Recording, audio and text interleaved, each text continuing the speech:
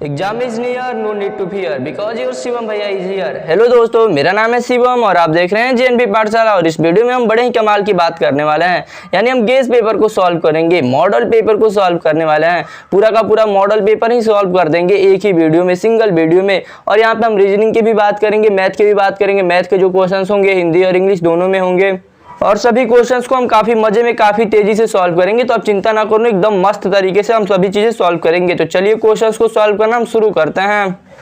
तो मेरे दोस्तों, आज हमारा जो सीक्वेंस चलेगा वो थोड़ा सा उल्टा चलेगा, यानी सबसे पहले आज हम मैथ के क्वेश्चंस को सॉल्व करेंगे, उसके बाद से हम रीजनिंग के क्वेश्चंस को सॉल्व करेंगे और उसके बाद से लैंग्वेज के क्वेश्चंस को हम सॉल्व करेंगे।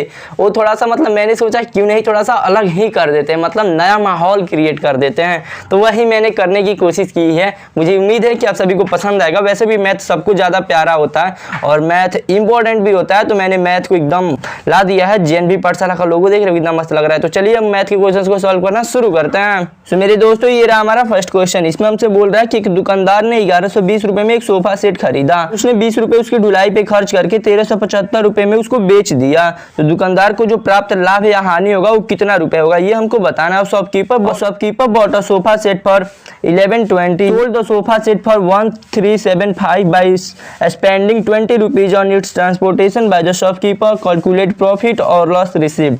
अब यहाँ पे ये काफी इजी क्वेश्चन है, इसको आप समझो। देखो यहाँ पे ये बोल रहा है कि इतना रुपए में सोफा खरीदा गया और 20 रुपया उस पर खर्च किया गया है। तो ये दोनों मिल करके हमारे जो होंगे वो क्रय मूल्य हो जाएंगे, यानी सीपी हो जाएंगे। तो सीपी जो होगा जब हम इन दोनों को ऐड करेंगे तो आप बताओ कितना होगा, 1140 रुपया हो जाएगा कि नहीं। अब देख लो, ये हो गया हमारा। अब देखो यहाँ पे ये बोल रहा है कि इतने रुपए में इसको बेचा गया, यानी हमारा जो एसपी होगा, विक्रय मूल्य होगा, वो हो गया हमारा 1375 रुपए। और हमसे पूछ रहा है कि लाभ होगा या हानि होगा। तो पहले तो देखो एसपी बड़ा है तो हमको लाभ होगा, यानी बेचा ज्यादा रुपए में जा रहा है तो हमको हमेशा लाभ होगा। तो लाभ में से हम क्या करेंगे, मतलब एसपी में से सीपी को हम माइनस कर लेंगे तो हमको हमारा लाभ पता चल जाएगा। तो जब 1375 में से हम माइनस करेंगे सीपी को तो हमारा लाभ पता चल जाएगा। वैसे यहाँ पे इंपॉर्टेंट बात ये था कि ये जो हमारा अदर खर्च होता है उसको भी हम सीपी में ही ऐड करते हैं, यानी क्रय मूल्य में ही ऐड करते हैं। तो माइनस करेंगे तो ये हमारा 5, फिर माइनस करेंगे तो ये 3, 2, इस तरीके से 235 रुपए का लाभ होगा हमको। जबकि आप देख सकते हो 235 रुपए का हानि भी दिया गया है, जो आपको भटकाने के लिए दिया गया है। ये हमारा गलत होगा। तो प्यारे बच्चों, बहुत दिनों से आप कमेंट कर रहे थे कि भैया हमें एक बुक सजेस्ट कर दीजिए। तो एक बहुत अच्छा पब्लिकेशन मैंने आप लोगों के लिए ढूंढ कर ला दिया। ये पब्लिकेशन है चक्षु पब्लिकेशन। उसका नवोदय विद्यालय, जवाहर नवोदय विद्यालय 2023 के लिए चक्षु पब्लिकेशन का बुक पब्लिश हो चुका है। इसको आप खरीद सकते हैं, ऑनलाइन या ऑफलाइन दोनों मीडियम से आप खरीद सकते हैं। यहाँ पे उसकी चीज़ें दी गई हैं, आप यहाँ पे देख सकते हैं कि ये कैसे कैसे है। बाकी ये जो बुक है 2023 के लिए आप लोगों के लिए काफ़ी बढ़िया बुक है, इससे आपकी प्रिपरेशन काफ़ी अच्छी हो सकती है। तो नीचे डिस्क्रिप्शन में लिंक दिया गया है, वहाँ से आप इसको डायरेक्ट परचेज कर सकते हैं, या फ्लिपकार्ट या अमेजन किसी भी ऑनलाइन प्लेटफॉर्म पे आ जाकर के चक्षु जवाहर नवोदय विद्यालय क्लास 6 ऐसे लिखिएगा बुक, तो आपको मिल जाएगा। तो मुझे लगता है कि 2023 में अगर आप प्रिपरेशन कर रहे हैं तो इस बुक को जरूर से जरूर परचेस कीजिए, नीचे डिस्क्रिप्शन में लिंक दिया गया है। तो ये रहा हमारा नेक्स्ट क्वेश्चन। लेकिन उससे पहले दो लाइनें मैं आपको सुना दो कि आप दिन में इस वीडियो को देखो या रात को, आप इस वीडियो को दिन में देखो या रात को, लेकिन हमेशा दिल में रखो इस बात को कि नवोदयन बनना है आपको। अरे वाह सर, अब तो आप तो मतलब शायर बन जाओ। ये क्या यूट्यूब पे पढ़ा रहे हो? जी नहीं मेरे दोस्त, आपको पढ़ाने में ही मुझे मजा आता है। वैसे भी नवोदयन हूँ तो ये शायर वगैरह वाला गुण तो ऐसे ही रहता है। तो चलिए अब इस क्वेश्चन को हम सॉल्व करते हैं। यहाँ पे देखिए बोल रहे हैं कि एक रस्सी की जो लंबाई है वो 40 मीटर है और उसमें से हमको क्या बोल रहा है कि 2.5 मीटर रस्सी को काटा जा रहा है। तो उसे कितने टुकड़ों में हम काट सकते हैं, और रोप लेंथ इज 40 मीटर और उसको मतलब 2.5 मीटर के पीस में कट करना है। तो उसके कितने कट होंगे? तो यहाँ पे कितना ये सिंपल है कि हमको पूछा जा रहा है कितने टुकड़े होंगे। तो देखिए अगर हम 40 में 2.5 से डिवाइड कर देते हैं तो हमें पता चल जाएगा कि कितने टुकड़े एग्जैक्ट कटे जाएंगे। तो बस यही कर दो आप। देखो जब हम डिवाइड करेंगे तो ये दशमलव है, यहाँ पे इस बात का आपको ध्यान रखना है। तो अगर हमारा नीचे दशमलव दिया है तो हम ऊपर एक जीरो बढ़ा लेते हैं, तो ये हमारा 400/25 हो जाएगा। और जैसे हम कट करेंगे तो 100 हमारा 4 बार में आता है, तो 400 हमारा जो आएगा वो 4 × 4 यानी 16 बार में आएगा। तो ये हो गया हमारा ऑप्शन नंबर 3। ये मैंने कैसे कट किया आप देखो, यहाँ पे समझो। जैसे ये इसको क्या किया कि मैंने 100 मान लिया और इंटू 4, और इस तरीके से ये 4 बार में 4 × 4। तो आप समझ ही रहे हो, कैलकुलेशन थोड़ा अच्छे से करना आप लोग भी। वैसे मेरे दोस्तों ये काफ़ी इजी क्वेश्चन है, मुझे पता है इसका आंसर आप खुद पहले दोगे और उसके बाद से अपन आपको बताएगा कि कैसे इसको सॉल्व करना है।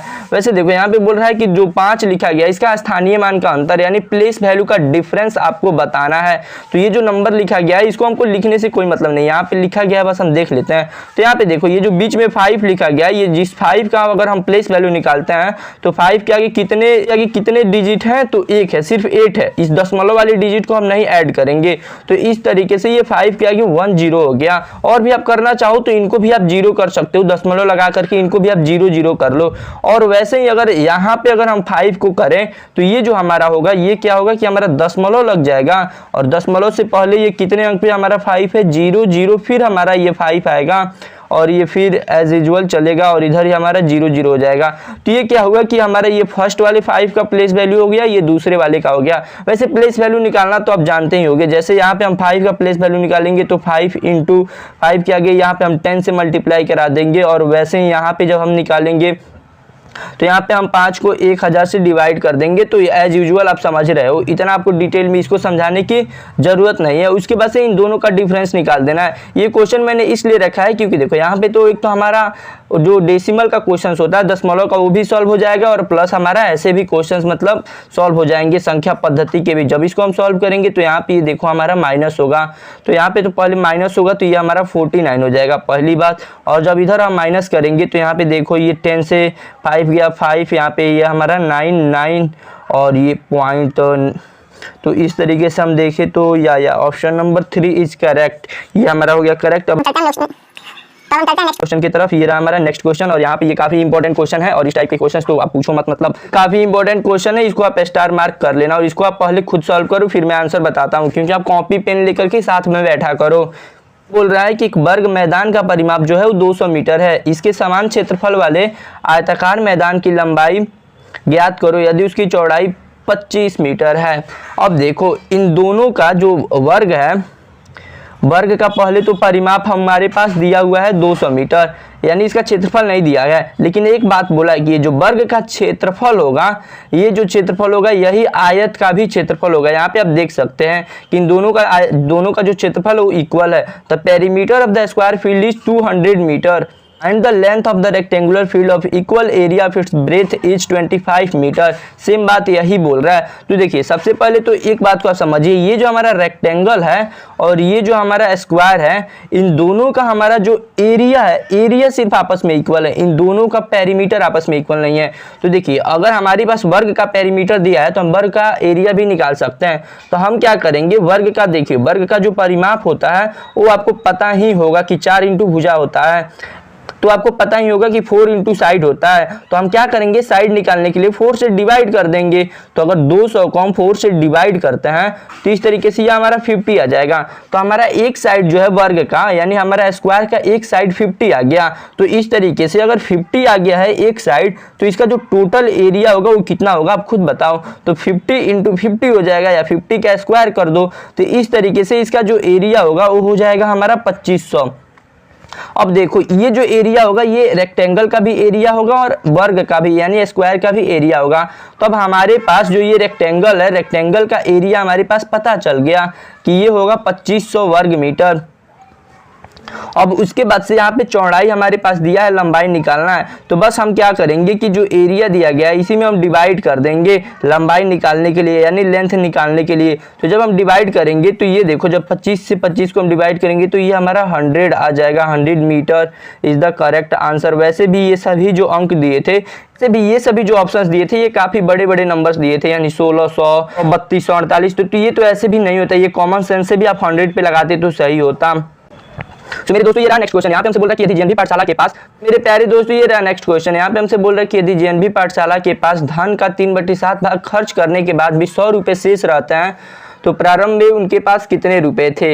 यार मैं तो अपने नाम पे एक बना लिया हूँ, कोई नहीं। चलिए देखो यहाँ पे बोल रहा है कि जेएनवी पाठशाला has 100 rupees left after spending 3/7 of the money. How much money did he have initially. अब यहाँ पे देखो कि उसके पास शुरुआत में, इनिशियली मतलब शुरुआत में उसके पास कितने रुपए थे।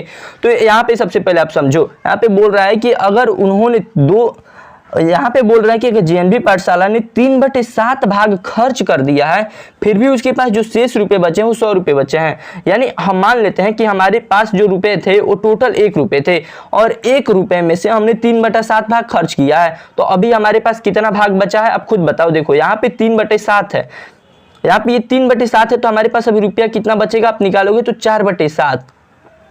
यानी ये जो 4/7 रुपया बचा है इसी के इक्वल हमारा ये जो है ये 100 रुपए है। तो इस तरीके से आप देखो ये जो 4/7 रुपए है, ये जो 4/7 भाग है ये 100 रुपए के इक्वल है। तो 1 रुपया यानी जो हमारा टोटल 1 भाग होगा ये कितने के इक्वल होगा, तो ये 7 को हम ऊपर कर देंगे, 4 से नीचे डिवाइड कर देंगे, तो ये 7 गुणे 100 गुणे 7 बटा 4/7 सॉरी। तो इस तरीके से ये हमारा ये 7 से और नीचे ये 4 हो जाएगा और ये कट करेंगे तो ये हमारा 25 बार में और 25 से 7 बार में जब हम मल्टीप्लाई कराएंगे तो 175 रुपये। जेएनबी पाठशाला के पास सिर्फ 175 रुपये है। ये थोड़ा गलत, मतलब यहाँ पे मुझे अपना नाम नहीं डालना चाहिए था, बट कोई नहीं, अब डाल दिया हूँ तो सही है। वैसे देखो अगर ये क्वेश्चन आपको नहीं समझ में आया है तो मैं आपको x पे बता देता हूँ। यहाँ पे देखो मान लो कि इस धन का 3x/7 है ये।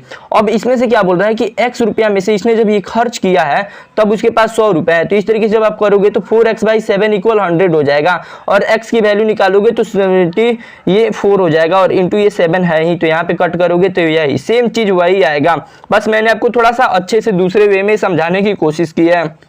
नेक्स्ट क्वेश्चन, और इसको तो पता ही है आपको कि ये तो आना इस टाइप का क्वेश्चन तय ही है एकदम, मतलब क्योंकि चाल, समय और दूरी से, टाइम, स्पीड एंड डिस्टेंस से इस टाइप के ही क्वेश्चंस आते हैं। यहाँ पे बोल रहा है कि 150 मीटर लंबी एक ट्रेन बिजली के खंभे को पार करने में कितना समय लगेगा यदि ट्रेन की जो चाल है इतना 54 किलोमीटर प्रति घंटा है। Wow, how much time will be taken up train of length is 150 metre take across an electric pole if the speed of the train is 54 kilometre per hour. तो पहले तो देखो ये जो किलोमीटर में दिया है, मतलब किमी पर आवर में दिया है, इसको हम मीटर पर सेकेंड में कर लेते हैं। तो इसको कन्वर्ट करने के लिए क्या किया जाएगा कि 5/18 से मल्टीप्लाई करा दिया जाएगा। अब इससे हम कट करेंगे तो 3 और इस तरीके से ये 15, यानी 15 मीटर पर सेकेंड आ गया हमारा स्पीड। अब ये कैसे आया है, आप इसको दूसरे मेथड से भी बना सकते हो। मैंने आपको ऑलरेडी कई वीडियोस में, दो वीडियोस में बता चुका है, तो आप जाकर के मेरे और भी जो हमारे गेस पेपर की वीडियोस है उनको भी देखा करो। और नवोदय विद्यालय क्लास 6 का जो प्लेलिस्ट है, मेरे प्लेलिस्ट वाले सेक्शन में जाना और वहां से जितने वीडियो हो सके आप एग्जाम से पहले देख लेना। अब ये देखो ये तो हमारा स्पीड हो गया और हमारे पास यहाँ पे देखो, यहाँ पे हमारे पास डिस्टेंस दिया भी गया है। डिस्टेंस यानी दूरी 150 मीटर। तो यहाँ से जब हम टाइम निकालेंगे तो टाइम बराबर क्या होता है हमारा डिस्टेंस बाय स्पीड। तो इस तरीके से ये 15 ये 10 सेकेंड आ जाएगा। Option number A is correct. यहाँ पे सबसे इंपॉर्टेंट बात यही चेंज करने वाला था। सो दोस्तों ये रहा नेक्स्ट क्वेश्चन। यहाँ पे हमसे बोल रहा है कि किसी वस्तु को 72 रुपये में बेचने पे अगर 10% की हानि होती है तो उस वस्तु को कितने रुपए में बेचा जाए कि 20% का लाभ मिले। If there is a loss of 10% by the selling an article of 72 rupees, for what the rupees should the article be sold so that there is the profit of 20%। अब यहाँ पे देखो 20% प्रॉफिट हमें कमाना है, लेकिन उससे पहले अगर 72 रुपये में बेचा जा रहा है तो 10% की हानि होती है। तो सबसे पहले हम क्या करेंगे कि इसका हमको क्रय मूल्य पता होना चाहिए। सॉरी एसपी मैंने लिख दिया, इसका हमको सीपी पता होना चाहिए, यानी क्रय मूल्य पता होना चाहिए। तो क्रय मूल्य निकालने के लिए मैंने काफ़ी अच्छा आपको बताया था कि हम सीपी को क्या करते हैं, क्रय मूल्य को एक्स मान लेते हैं। अब देखो एक्स माइनस, यहाँ पे हानि दिया है तो एक्स माइनस एक्स का 10%, और ये हमेशा इक्वल होता है विक्रय मूल्य के। बस अब इसको हम सॉल्व कर देंगे तो 0 से 0 कट हो जाएगा और यहाँ पे ये हमारा x 10 से इसको जब हम करेंगे तो ये हो जाएगा 10 से 10x, ये 9x/10 इक्वल ये 72, और इसको भी बटा 1 करो, क्रॉस मल्टीप्लाई करा दो तो x की जो वैल्यू आएगी वो 72 गुणे 10/9 आएगी। तो 9 8 72, यानी x की वैल्यू हो गया 80 रुपये। x इक्वल 80 रुपये, यानी ये जो हमारा यहाँ पे x यानी हमारा जो सीपी है क्रय मूल्य है वो हो गया हमारा 80 रुपये। अब हाँ चुप रहते। अभी हमारा 80 रुपये हो गया और इसी पे हमको 20% का लाभ कमाना है। तो बस हम क्या करेंगे, इसी में क्या करेंगे कि 80 प्लस 80 का 20% निकाल करके ऐड कर देंगे। तो ये हो गया हमारा, इसको जब निकालेंगे ये भी कट 1 0 से ये भी, तो इस तरीके 16 हो गया और 16 और 16 80 में हम जोड़ देंगे तो ये हो गया जाएगा हमारा 96। 96, वैसे यहाँ पे ये ऑप्शन नंबर बी करेक्ट होगा। 796 जो लिखा है ये 7 की जगह पे ये देखो जो 7 ऐसे लिखा है, यहाँ पे ऐसे रुपीज का सिंबल रहता, तो ये गलती से मिस्टेक हो गया। Option number B is correct, आप इसको सही कर लेना क्वेश्चन के बारे में। और ये भी काफी इंपॉर्टेंट और काफी अच्छा क्वेश्चन है। यहाँ पे देखो किसी धन का 10% वार्षिक ब्याज की दर से 3 वर्षों में साधारण ब्याज 300 रुपये हो जाता है। On which sum of money at 10% per annum the simple interest in 3 years will be 300 rupees. अब काफ़ी इजी है, मैं आपको समझाता हूँ। देखिए साधारण ब्याज हमारे पास दिया है, हमारे पास रेट यानी दर भी दिया है, और हमारे पास टाइम यानी समय भी दिया गया है। और हमसे मूलधन पूछा जा रहा है, यानी हमसे जो पूछा जा रहा है वो प्रिंसिपल पूछा जा रहा है। तो चलिए हम इसको निकाल लेते हैं। तो देखिए SI का फॉर्मूला होता है सिंपल इंटरेस्ट का P into R into T by 100। अब यहाँ पे देखिए SI हमारे पास दिया है 300 रुपये, 300 और इक्वल P हमारे पास नहीं दिया है तो P रह जाएगा। और हमारा जो R है वो 10% दिया है तो 10, और हमारे पास टाइम जो है वो 3 वर्ष दिया है, बटा 100 कर दो। 10 से 10 कैंसिल, और देखो ये P को इधर ही रहने दो और इसको ऊपर भेज दो, इसको नीचे भेज दो। तो 300 इंटू 100/3, इसको जब हम कट करेंगे तो ये 3 से 3 0 यानी एक बार में तो इस तरीके से जब हम करेंगे तो ये हमारा 1000 आएगा, यानी ऑप्शन नंबर 3 इज करेक्ट। अब हम बात करते हैं नेक्स्ट क्वेश्चन के बारे में, और इसमें हमसे बोल रहा है कि 6 घंटे 30 मिनट और 5 घंटे 40 मिनट का योग क्या होगा। ये योग यानी सम होता है, जोड़ होता है। योग यानी जोड़ होता है, सम इसको बोला जाता है ऐड। तो आप इससे कंफ्यूज ना होना। अब यहाँ पे देखो the sum of 6 hours 30 minutes and 5 hours 40 minutes will be. तो चलिए हम इसको जोड़ लेते हैं। तो इसको जब हम ऐड करेंगे तो इस तरीके से, हाँ हम इसको ऐड करते हैं। तो सबसे पहले देखिए जब हम इन दोनों को ऐड करेंगे तो ये 0 हो जाएगा। इसको जब हम ऐड करेंगे तो यहाँ पे ये 7 आएगा, तो हम 7 नहीं लिखते हैं, क्योंकि यहाँ पे देखिए आपको पता है कि 60 मिनट में 1 घंटा हो जाता है। तो जब भी यहाँ पे 60 मिनट से ऊपर कोई वैल्यू आता है यहाँ पे, तो हम वहाँ पे 60 मिनट को क्या करेंगे कि इधर एक भेज देंगे और यहाँ पे उससे घटा करके लिखेंगे। तो अगर देखिए 70 मिनट आ रहा है तो जब 70 मिनट को हम 60 में से घटाएंगे तो हमारा 10 आएगा। तो हम यहाँ पे 10 का 1 लिखेंगे, और 1 जो हमारा ये 70 मिनट में से हमने ये जो 60 मिनट को यहाँ पे नहीं लिखा है, तो इस 60 मिनट को हम 1 घंटा मान करके इधर ऐड कर देंगे। वो यहाँ पे ये 16 हो गया, हम यहाँ पे ऐड कर देंगे। तो इस तरीके से ये 6 6 12, यानी इस तरीके से ये हो जाएगा 12 घंटे 10 मिनट, 12 घंटे 10 मिनट। लेकिन अगर कई बच्चे होंगे तो 11 घंटा 70 मिनट भी लिख सकते हैं, लेकिन ये टोटली गलत है। इस पे आप ध्यान मत देना, क्योंकि आप इसको भी देखो लिखा जा सकता है ये भी, लेकिन ये 70 मिनट हम क्यों लिखें। इसको 70 मिनट लिखने का कोई रूल थोड़े ना होता है। इसको 1 घंटा इधर कर दो, 60 मिनट को 10 मिनट ही लिखो। तो आप इसको ध्यान रखना। हमसे बोल रहा है कि 70 और 90 के बीच आने वाली अभाज्य संख्याओं की कुल संख्या। अभाज्य मीन्स होती है प्राइम नंबर्स, यानी what is the total number of prime numbers between 70 and 90। अब यही हमको बताना है। तो देखिए सभी अभाज्य संख्याओं को हमको लिखना पड़ेगा काउंटिंग करके। तो मैं चलिए यहाँ पे लिख देता हूँ पहले, उसके बाद से यहाँ पे हम सबसे पहले मैं यहाँ पे लिख देता हूँ, उसके बाद से हम साथ में मिल करके सबको सर्किल करेंगे कौन कौन सा प्राइम नंबर है। और एक और इम्पोर्टेंट पॉइंट, यहाँ पे हमसे बोला गया कि 70 और 90 के बीच बोला गया है, तो 70 और 90 को हम नहीं लेंगे। ये 70 और 90 इसमें इंक्लूड नहीं होगा, इस बात का आप ध्यान रखना। तो आप देख सकते हो कि यहाँ पे हमने काउंटिंग लिख दिया है। अब देखो यहाँ पे मैंने 90 इसलिए नहीं लिखा है क्योंकि मैंने आपको अभी समझा दिया है सभी चीजें। अब चलिए देखते हैं हम कि कौन कौन सा हमारा अभाज्य संख्या यानी प्राइम नंबर है। तो 71 को जब हम देखेंगे तो 71 हमारा किसी के टेबल में आता है, अब बताओ। नहीं आता है, 71 नहीं आएगा। ठीक है, ये हो गया हमारा।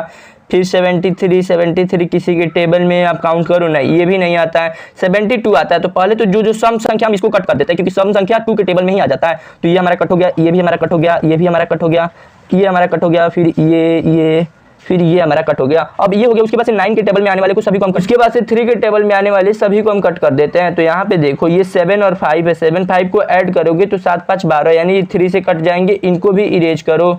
अब ये 7 7 14, ये देखो ये तो टोटल 7 7 से कट जाएंगे, 11 से भी कट जाएंगे, इनको भी कैंसिल करो। अब ये 7 9 है, 7 9 को ऐड करो, आपस में कट रहे हैं कि नहीं, ये नहीं कटेंगे, ये हमारा प्राइम नंबर होगा। फिर ये देखो यहाँ पे 81, यानी 8 1 9 9 जो है 3 से कट जाएगा, तो ये भी हमारा नहीं होगा। अब 8 और 3 को ऐड करने पे नहीं, ये भी हमारा प्राइम नंबर होगा। देन 8 और 5, देखो 8 और 5 8 5 जो है ये 5 से कैंसिल हो जाएगा। तो इसलिए ये भी नहीं होगा हमारा। फिर 8 को जब आप ऐड करोगे तो 8 7 15, ये भी हमारा 3 से कट जाएगा, तो इसलिए ये भी हमारा नहीं होगा। 8 और 9 ये भी हमारा नहीं होगा। तो ये देखो हमारे पास हो गया 1 2 3 4 5। नॉर्मल आपको अच्छे से 1 2 3 4 5, हाँ 5 ही है, तो इस तरीके से आपको सॉल्व करना है। तो इस तरीके से ऑप्शन नंबर 3 इज करेक्ट। सो मेरे दोस्तों चलिए अब हम बात करेंगे रीजनिंग के बारे में। तो रीजनिंग को हम काफ़ी तेज़ी से सॉल्व करेंगे। जैसा कि आप देख सकते हो हमारे पास आ गया मानसिक योग्यता का। अब यहाँ पे हमसे बोल रहा है कि भिन्न आकृति को हमको पहचानना है। यहाँ पे 3 आकृतियाँ, कोई एक समान से सेम होगा और कोई जो अलग होगा वही आपको बताना है। तो यहाँ पे आप बताओ कि इनमें से कौन सा हमारा अलग है, उसको हम करेक्ट करते हैं। तो देखो आप यहाँ पे देखोगे कि ये हमारा इसमें लाइन ड्रा किया गया इस साइड से, इसमें भी इस साइड से और इसमें भी इस साइड से। तो इस तरीके से option number C is correct. अब यहाँ पे देखो कुछ बच्चे ये बोलेंगे कि ये तो लाइन से बना है और ये भी लाइन से बना है, ये भी लाइन से बना और ये गोला बना है, तो ये हमारा अलग होगा। ऐसा मत सोचना, क्योंकि यहाँ पे देखो ऑप्शन नंबर 3 में भी एक हमारा कर्व टाइप का बना है, ये भी एक गोला ही होता है, तो ये लॉजिक आपका फेल हो जाएगा। अब हम चलते हैं दूसरे क्वेश्चन की तरफ। मैं आपको थोड़ा जल्दी क्वेश्चन सॉल्व कराऊंगा। तीसरा और चौथा क्वेश्चन का आंसर तब तक आप दे दो, तब तक मैं आपको दूसरा क्वेश्चन समझाता हूँ। थोड़ा सा कम जूम कर देते हैं। अब देखो दूसरा क्वेश्चन जब तक मैं आपको बताऊंगा, आपको तीसरे और चौथे का भी आंसर बता देना है। यहाँ पे देखो ये जो क्वेश्चन है इसमें आपको बताना है कि कौन सा हमारा सही होगा। अब देखोगे कि फर्स्ट वाले में ये जितने हमारे कोने हैं सबको आपस में मिलाया गया है, थर्ड वाले में भी सबको मिलाया गया है और फोर्थ वाले में भी बिल्कुल मिलाया गया है। और एक और लॉजिक आप लगा सकते हो कि अगर ट्रायंगल है तो ट्रायंगल के बीच में ट्रायंगल ही रखा गया है। यहाँ पे आयत के बीच में आयत है, यहाँ पे वर्ग के बीच में वर्ग है, लेकिन यहाँ पे ये गलत है। तो इस तरीके से ये जो गलत है तो ये हमारा सही हो जाएगा, क्योंकि हमको भिन्न आकृति चुनना है।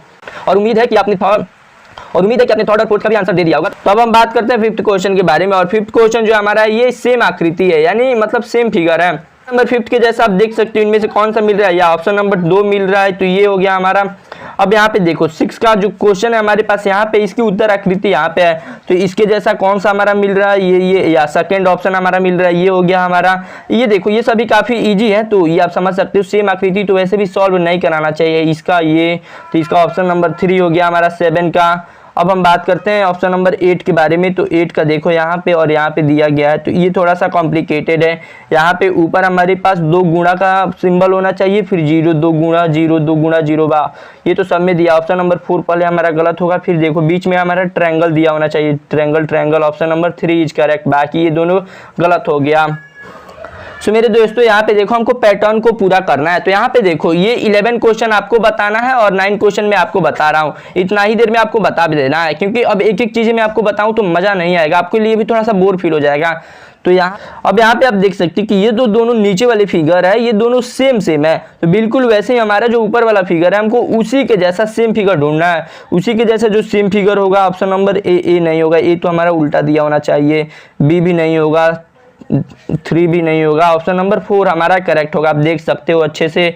अब देखो अब आपको जब तक मैं 10 बताऊंगा आपको 12 का आंसर बता देना है। अब यहाँ पे देखो जैसे ही मैं इसको अगर मैं सॉल्व करना चाहूँ तो यहाँ पे देखो ये जो दोनों झंडी की तरफ की निशानी है ये आपस में एक तरफ मुंह किया हुआ है, तो उसी तरीके से हमको कोई ऐसा झंडा चाहिए जो जिसका कि मुंह होना चाहिए वो इस तरफ होना चाहिए, यानी इस टाइप का होना चाहिए। तो इस टाइप का अगर हम ढूंढे तो ये नहीं होगा, ऑप्शन नंबर 3 होगा। ऑप्शन नंबर 3 इज करेक्ट, 4 तो ऐसे ही गलत है, बाकी ये दोनों होगा ही नहीं। प्यारे दोस्तों अब हम बात करने वाले हैं श्रृंखला के बारे में। ये देखिए किसी सीक्वेंस में घूम रहा है, वही हमको बताना है।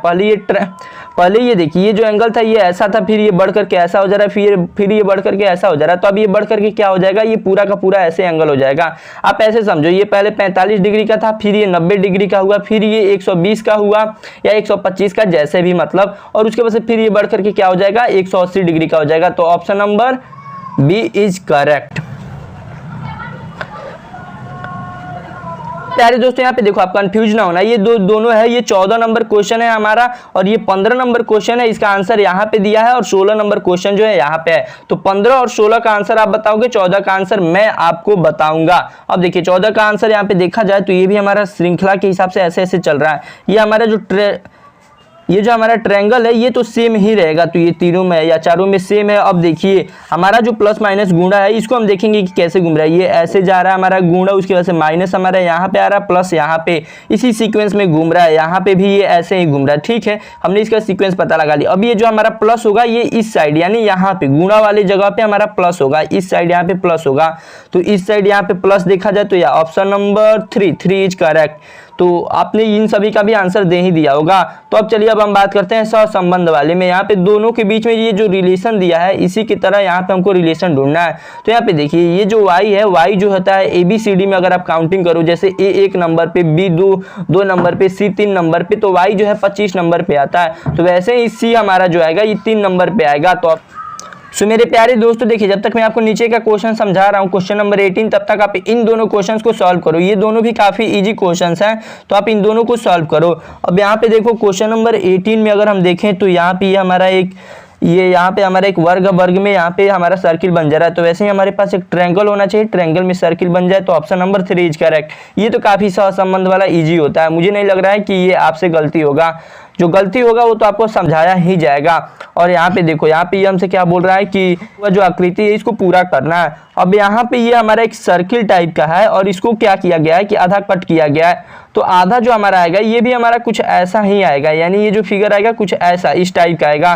तो इस टाइप के इसमें हमको डायरेक्शन का भी सेंस रखना पड़ता है, क्योंकि देखो ये चारों आकृतियां सेम ही है, लेकिन हमको क्या चाहिए कि जो इस टाइप का करके इसी डायरेक्शन में कट हो। तो ऑप्शन नंबर 3 इज करेक्ट। और ऑप्शन नंबर 23, क्वेश्चन नंबर 23 को आप खुद सॉल्व करो और इसका आंसर बताओ क्या होगा। वैसे भी ऑप्शन नंबर 1 करेक्ट होगा, क्योंकि ये देख करके ही पता लग रहा है। तो चलिए जब तक ये क्वेश्चन मैं सॉल्व कराता हूँ आप इसको सॉल्व कीजिए। अब ये देखिए ये थोड़ा सा कॉम्प्लिकेटेड है, मैं आपको ये समझाता हूँ। ये हमारा ऐसे हुआ, फिर हमारा ऐसे ऐसे और ऐसे फिगर दिया हुआ, और इसमें हमसे बोल रहा है कि ये कौन सा फिट बैठेगा। तो सबसे पहले तो ये हमारा जो बेस है इसको देखना है। तो ये जो बेस है ये सिर्फ ऑप्शन नंबर ए में दिया गया है।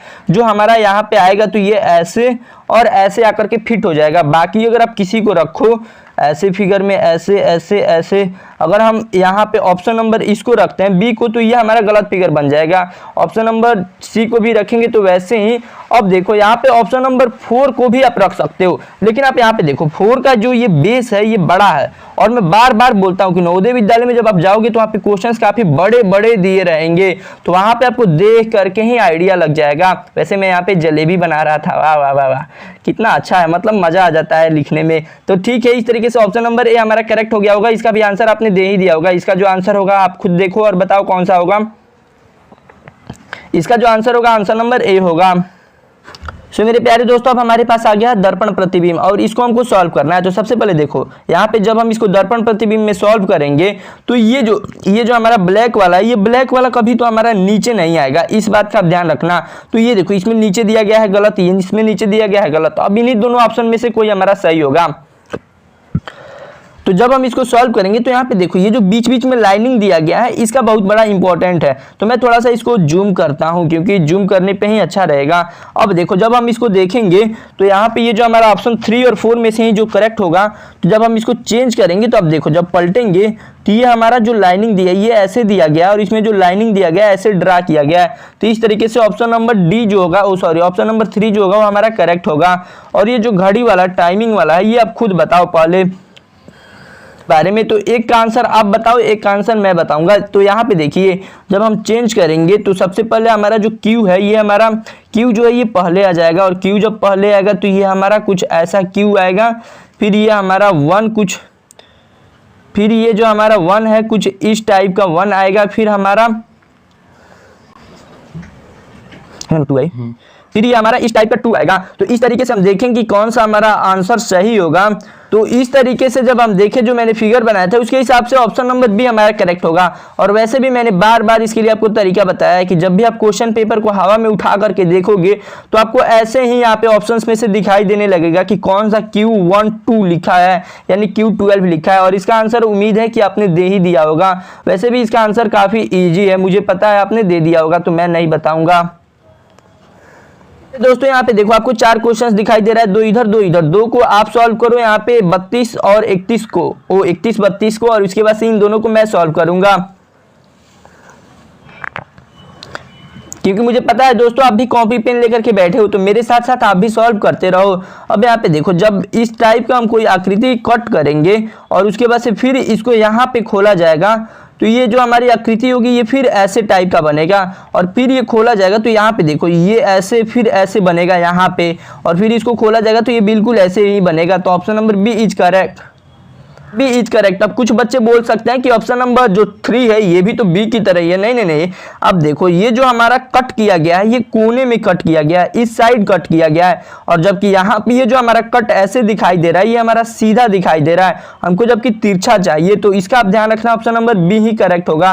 अब देखो क्वेश्चन नंबर 30 को जब हम देखें तो यहाँ पे देखो एक हमारा ऐसे बनाया गया है इस टाइप का, तो इस टाइप का जो हमारा एक बनाया गया है, तो जब हम इसको दोबारा खोला जाएगा तो यहाँ पे ये 2 बनेगा, और इसको जब 2 बार और खोला जाएगा तो ये हमारा ऑप्शन नंबर बी की तरह आएगा। आप देख सकते हो अच्छे से। और नहीं तो एडमिट कार्ड का आप 2 एडमिट कार्ड ले ही जाने वाले हो, तो आप एडमिट कार्ड को भी थोड़ा सा कट पीट करके देख सकते हो।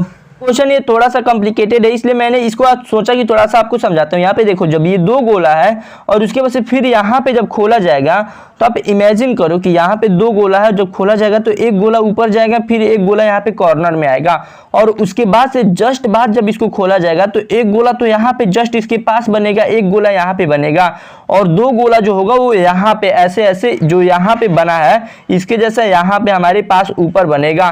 तो इस तरीके से जब आप देखो तो यहाँ पे आप जब देखोगे तो ऑप्शन नंबर सिर्फ 4 ही हमारा करेक्ट होगा, क्योंकि यहाँ पे हमारे कॉर्नर में भी 2 जीरो होना चाहिए, यहाँ पे भी और यहाँ पे भी। तो इस तरीके से सिर्फ ऑप्शन नंबर 4 होगा, बाकी ऑप्शन सभी के सभी गलत हैं। आप इसको प्रैक्टिकल रूप से कागज फाड़ करके भी चेक कर सकते हैं। सो मेरे दोस्तों अब हम बात करेंगे आकृति निर्माण के बारे में कि ये 1 2 3 4 ये जो 4 लाइनें इनसे मिलकर के ये कौन सी आकृति बनी हुई है। तो देखो यहाँ पे 1 2 3 4 यही आकृति हमारी बनी हुई है। बाकी तो ये 1 2 1 2 3 1 2 3 ये सभी 3 से बनी हुई है, तो ये हमारा गलत हो गया। तो इस टाइप के भी क्वेश्चंस काफी इजी रहते हैं, लेकिन कई बार कॉम्प्लिकेटेड भी हो जाते हैं। तो इसकी आप चिंता ना करना, जो भी कॉम्प्लिकेटेड होगा जेएनबी पाठशाला आपको बताएगा यहाँ पे। अब देखो यहाँ पे ये 35 नंबर क्वेश्चंस को आप सॉल्व करो। यहाँ पे ये क्वेश्चन है, इसका आंसर यहाँ पे दिया हुआ है, और तब तक मैं आपको 34 नंबर क्वेश्चन बताता हूं। देखो 34 नंबर जो क्वेश्चन है, हमारे पास एक सर्किल दिया हुआ है, 1 2 3 लाइनें दिया हुआ है, तो इसके हेल्प से हमको कुछ बनाना है। तो देखिए सर्किल हो गया हमारे पास, इसमें 1 2 3 4 लाइनों का हेल्प किया गया, गलत हो गया। सर्किल हो गया 1 2 3 लाइनों का हेल्प किया गया, ये हमारा सही है। यहाँ पे ये सर्किल हो गया 1 2 3 4 लाइनों का हेल्प किया गया, गलत है। यहाँ पे 4 से ज्यादा लाइनों का, यानी बस इसी के हेल्प से बनाना है, वही आपको बताना है। और मुझे पता है इसका आंसर भी आप बता दिए होगे। तो चलिए अब हम बात कर लेते हैं क्वेश्चन नंबर 36 के बारे में। क्वेश्चन नंबर 36 में हमारे पास जो है ये एक हमारा क्वेश्चन नंबर 36 में हमारे पास 1 फिगर 2 फिगर 3 और 4 फिगर है। अब इन्हीं चारों फिगर में से हमको ढूंढना है। तो सबसे पहले देखो हम तो ढूंढेंगे कि किसमें 4 फिगर है। जिस आकृति में 4 फिगर होगा वही सही होगा, बाकी सब गलत होगा। तो 1 2 3 4 5 और ये हमारा गलत हो गया। 1 2 3 4 5 ये भी हमारा गलत हो गया, ज्यादा फिगर्स इसमें दिए हुए हैं। 1 2 3 4 5 ये भी हमारा गलत हो गया। और इस तरीके से 1 2 3 4, तो ये नॉर्मल वे है, हमारा चौथा ऑप्शन करेक्ट है। क्योंकि ये मैं आपको इजी वे समझाया हूँ कि काउंटिंग करके डायरेक्ट आप बता दो। मैं दावे के साथ बोल सकता हूँ कि ये जो ट्रिक अभी मैंने आपको बताया है ये पूरे यूट्यूब पे शायद ही कोई आपको बताए, क्योंकि मैक्सिमम लोग सबको यही बताता है कि ये जो हमारा वर्ग दिया गया इस वर्ग को सभी में ढूंढो, और फिर इस ट्रायंगल को ढूंढो, फिर सबको ढूंढो और फिर करेक्ट करो। तो ये थोड़ा सा कॉम्प्लिकेटेड वे है, इसलिए मैंने आपको इजी वे बता दिया। तो मेरे दोस्तों अब देखिए हम छुपी हुई आकृति के बारे में बात करेंगे। यहाँ पे क्वेश्चन नंबर 39 को आप सॉल्व करो, क्वेश्चन नंबर 37 को मैं सॉल्व करूंगा।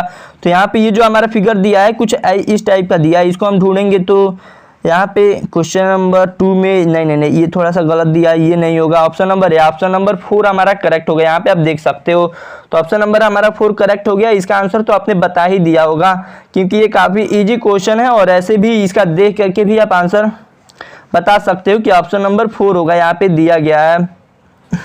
चलिए मेरे दोस्त इस बार आप इस क्वेश्चन को सॉल्व कीजिए, मैं इस क्वेश्चन को सॉल्व करता हूं, क्योंकि ये थोड़ा सा इजी है और ये थोड़ा सा कॉम्प्लिकेटेड है। देखिए इस क्वेश्चन को जब हम सॉल्व करेंगे तो इसके जैसा हम ढूंढने की कोशिश करेंगे। तो ये वाली जो लाइन है ये हमारा फर्स्ट ऑप्शन में नहीं मिला, नहीं होगा।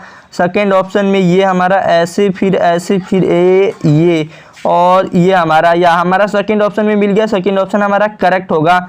बाकी और किसी ऑप्शन में अगर ये वाली लाइनिंग हम ढूंढे यहाँ पे तो ये नहीं है, ये भी हमारा नहीं होगा।